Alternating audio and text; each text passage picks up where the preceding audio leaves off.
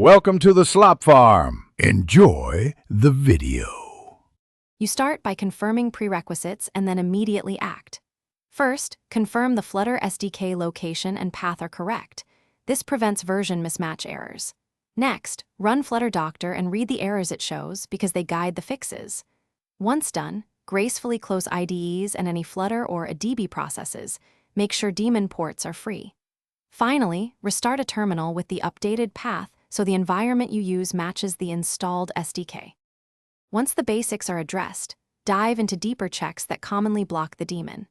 You should kill lingering Flutter and ADB processes so they don't lock resources. On Mac OS or Linux, use pkill. On Windows, use taskkill.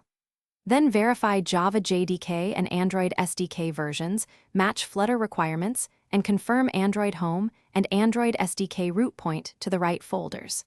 If configuration corruption persists, remove local hidden config and tool caches, and run Flutter pub get to reinitialize tooling. To finish, restart and observe. Run Flutter run v or Flutter daemon v so you see verbose logs. They reveal why startup failed. If errors persist after config fixes, switch to the stable channel or reinstall the SDK to restore missing binaries. Make sure file permissions allow execution of SDK tools and confirm no port conflicts remain. If things still fail, focus on the verbose stack traces. They point to the single issue you need to resolve, like permission or port conflicts. Thanks for watching.